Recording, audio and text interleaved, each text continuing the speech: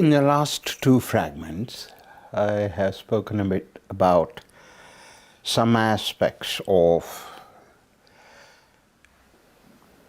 the warnings or the message that the Supreme Court Justice gave.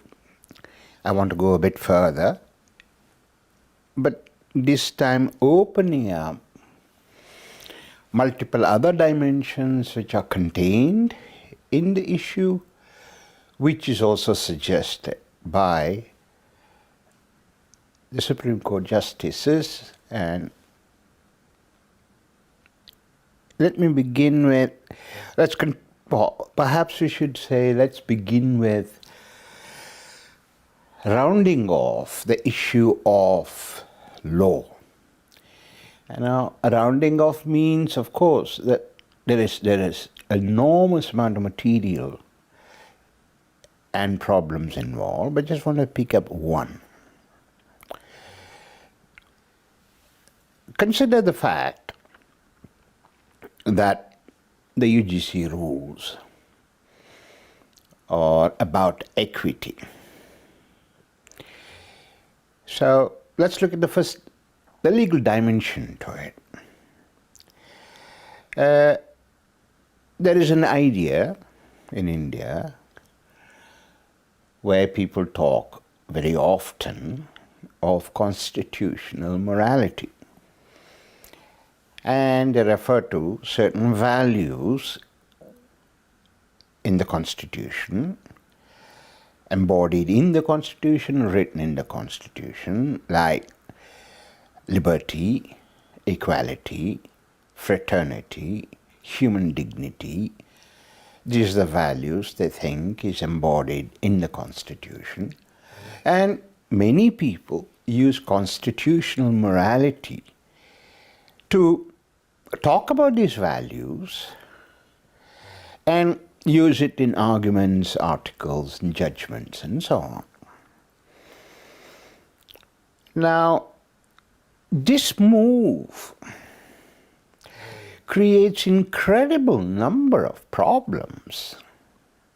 Let me just mention two. In the first place, when this notion came in the world of intellectual thought, that is constitutional morality, it was indicating the attitude, the habit, or the conduct of Greek citizens in ancient Greece who were very obedient to the laws of their state. So for instance, Socrates, for example, when he was condemned, when he was in the jail, he was asked, Socrates, why don't you go away from Athens and go to another city-state which doesn't have these laws? Because these laws have punished you. So why would you not do that? In fact, he was urged to leave Athens and go. Socrates refused. He never thought that laws are either divine or human, were just, or the Athenian laws which punished him was just. But he refused to go to another city-state with different laws, which means what? I don't know, 100 kilometers further? Because he said, look, I have to be faithful, obedient, not really obedient, but fine, obedient to the laws of the city-state in which I live. I'm an Athenian, so I cannot move away from Athens. And of course he consumed poison and died. This is a story which is told about Socrates, and this is a story that we know. So there was a historian called George Grote, who coined the word rightly or wrongly, constitutional morality talk about this attitude. When it came to India, this notion, it was used to make the following point. Indian people are new to democratic institutions, to institutions of law, true or false, leave it aside. So therefore they need to be taught, they must learn, they must be educated in following the laws no matter what the outcome. There is a dimension that you should not use superior powers, which people or institutions have, to break, change the laws just because the outcomes don't suit you. That's in the case of Socrates. He could have simply gone elsewhere, but refuses to do that. So it's pointing out that. So it was felt then that Indians were too young to these institutions. This is mid-war, 1950s, 40s. So they had to be educated in it, and hence the idea emerged of constitutional morality. It is procedural. It is procedural. Today, when they use things like values of Indian Constitution, embodied in the Indian Constitution, like liberty, equality, dignity, etc., they are transforming these words in the Constitution into a kind of an ethical system. You see, here is the problem. There are many problems. Here is the problem. All right, let's accept that equality, fraternity, liberty, and dignity are enshrined in the Constitution. Let's accept that. The debate is precisely about what these words mean. Therefore, to use those words and make judgments or arguments is to say, my interpretation of liberty, my interpretation of dignity, my interpretation of equality is what is there in the Constitution. But that is precisely being contested. Is it equal or not? Is it, for example, in Sabrimala, this attempt that menstruating women are not allowed to see Ayyappan, does it or does it not undercut equality to women? The Supreme Court majority agreed that it did undercut. There was at least one person who asked the question whether it does really undercut. In other words, whether or not women's equality or dignity was offended by the practice, customary practice in Sabrimala, shows that the debate was about these terms. When that is the case, you see, you can't speak of constitutional morality as though it is clear what it is and use it to have an ethical, treat it as though it's an ethical system. This is just one aspect. Take another one, a less trivial but far more damaging criticism, or not so really criticism, problem. Now, the Constitution can forbid things which it approves of, and the same Constitution can permit things which it does not approve of. For example, traffic rules in India or anywhere are based on the Indian Constitution. Now, surely one cannot argue it is compulsory. It is forbidden to drive on the right side of the road, but only you are compelled, obliged to drive on the left side of the road. So, when the court says you are forbidden from driving on the right side of the road, it is not a moral value which is being prohibited. That is to say, you can prohibit things which are not moral, you can permit things which you don't like, which you don't approve. So, Therefore, or for example, you must be always honest with your wife. Well,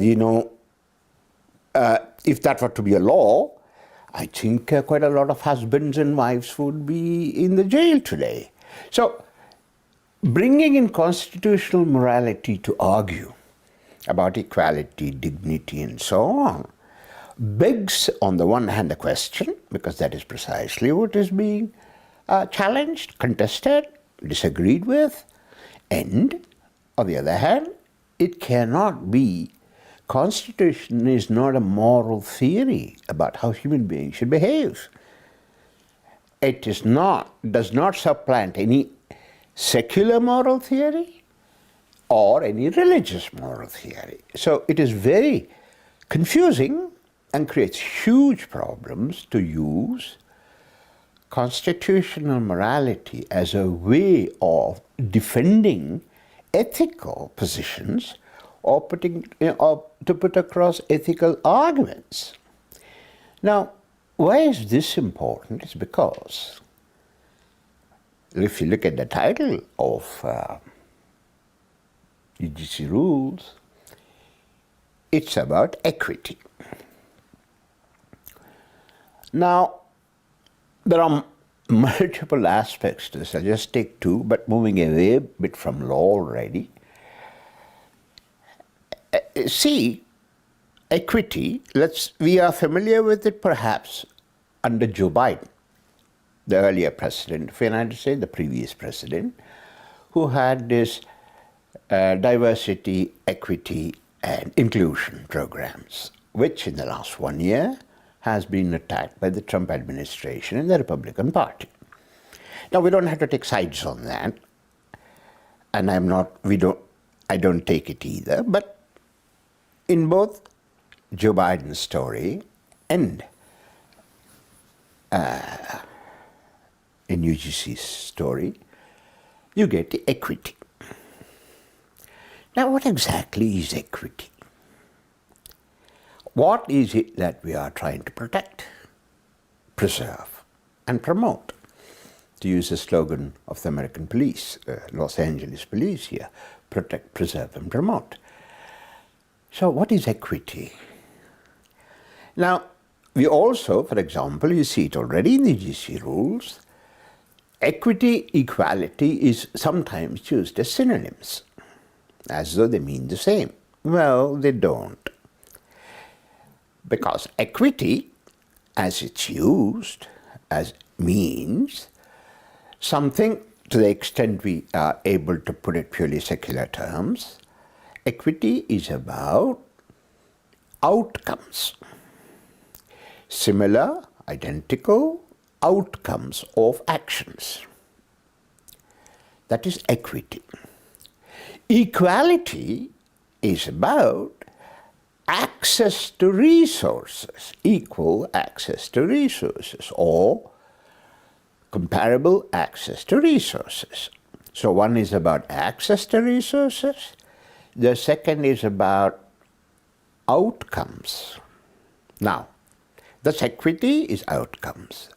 So when one seeks equity and seeks equal outcomes, identical outcomes, what exactly is one looking for?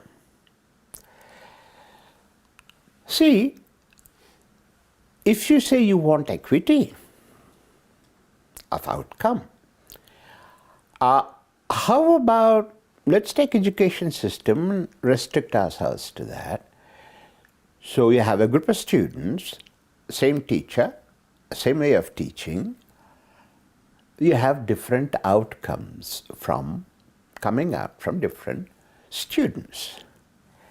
Are you asking then, are you saying then there is no equity here?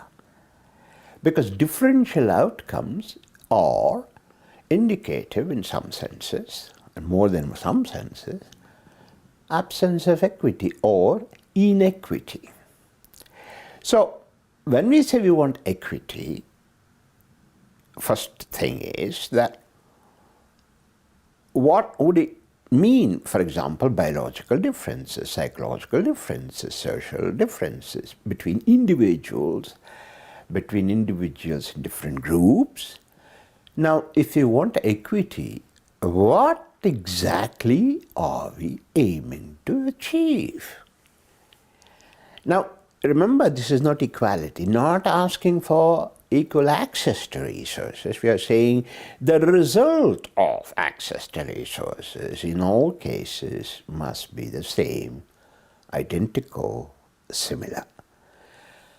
So equity, when you ask for it, and that is why they confuse it with equality, because even equality, what would it mean to say everybody should have access to the same resources?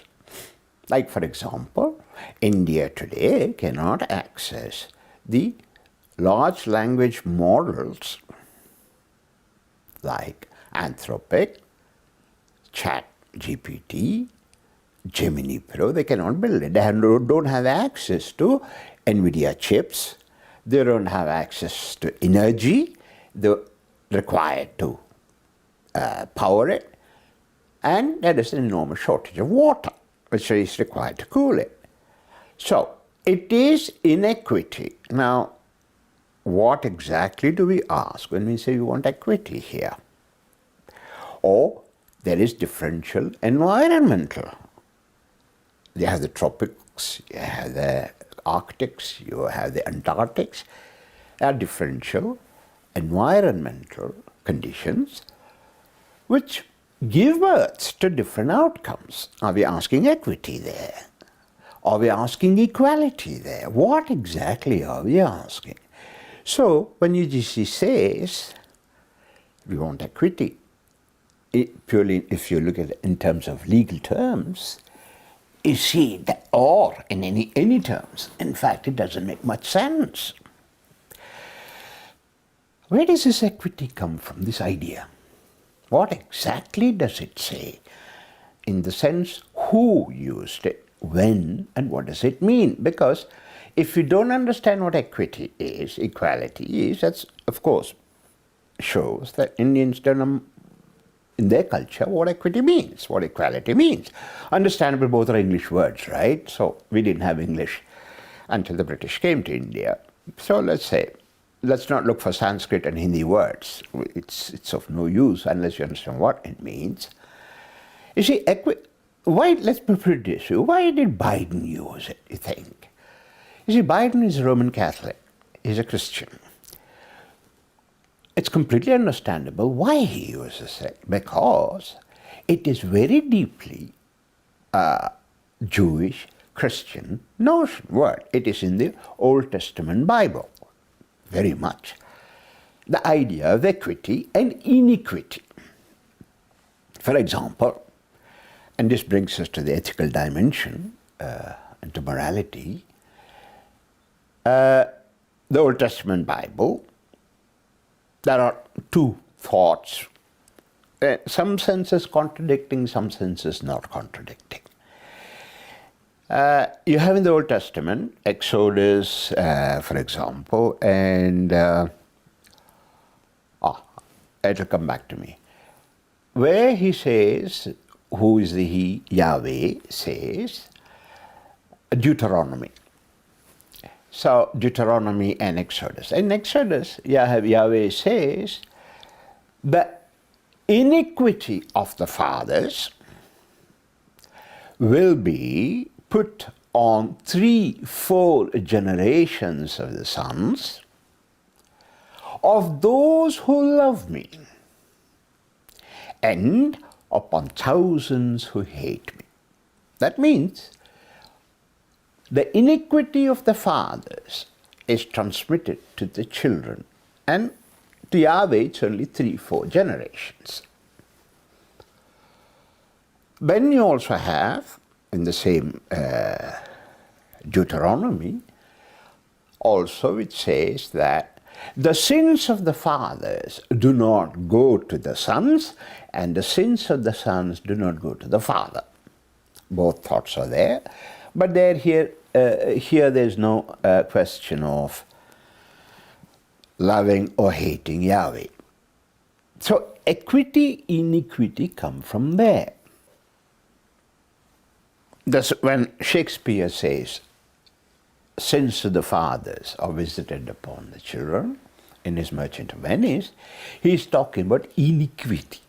That is, you can translate it as sins. It's not quite that, but it doesn't matter to us. Then you have the sin, the original sin in Christianity, which is transmitted from Adam to the children. Again, it's very important to notice that this is because of the fact that we are all children of Adam, according to Christian thought, Christian religion, Christian practice. So in Judaism or Judaic tradition and in Christianity, we have transmission of sins, iniquities if you like, from one generation to the next, with the Jews 3 or 4, with the Christians. But in both cases, there is a line of descent coming from father to the children. Adam to all of us, or father to 3-4 generations.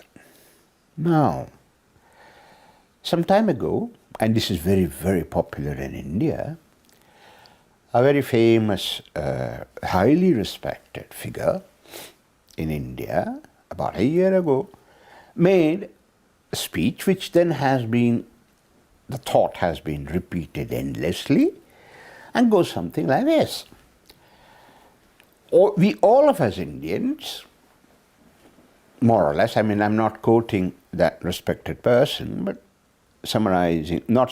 paraphrasing his thoughts, all of us Indians have insulted, oppressed castes and groups in India, all Indians, 2000 years. Therefore, we, meaning the Hindus or Indians, it's unclear, must be willing to pay the price that is be punished for 200 years. Now let's assume that this respected, famous person felt that it had to be said. Now there are multiple ways of poking holes in this claim, but I won't do that.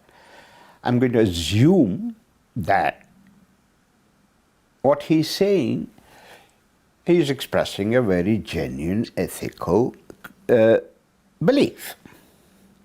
Well, the problem we have is the following. How do we understand that there is a 2000 years transmission of some kind of a sin or another, because of which you, and the next generations, 200 years of punishment is required as some kind of, righting the wrongs, however you want to call it. So, you see, if you go around looking in the world, there are only 2 examples I have. Islam, I don't think speaks in these terms, but both the Jewish tradition and Christian tradition, which talk about transmission of sins from fathers to children, either 3-4 generations or because they're biological descendants.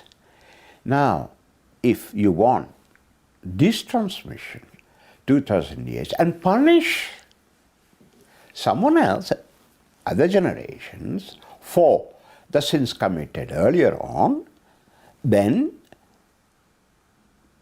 the sins of 2000 years or more must be transmitted to these people. But how? They're not biologically connected. They do not belong to the same nation. 2000 years ago, what nation was it? People who did it, I spoke about it in my previous fragment, those who act that way are not punished. But now generations after generations should pay for the sins? Well, it may be true, but it may be genuine thought. But we have no way of making sense of this kind of transmission of sin. There's not a single ethical theory which tells you that I must get punished for the murder someone else committed for you. No law tells me that I must be put in jail because someone else stole something in some other part of India. And now that not only that, it's in terms of in the past. We don't know who did what in the past, but all people in India for 200 years should get punished. Let's realize where we are. Christian religious theories, Jewish religion theories do not allow transmission of sins if you're not connected biologically, and it's, according to the Jews, then restricted in time. No legal theory exists in this world, or we can even think of, which says that the individual, some other individual gets punished for the crimes of someone else. We would call it that the innocent should not be punished. And this is what it will mean. Secular ethical theories of any type do not allow moral responsibility accruing to individuals who are not done or performed the act.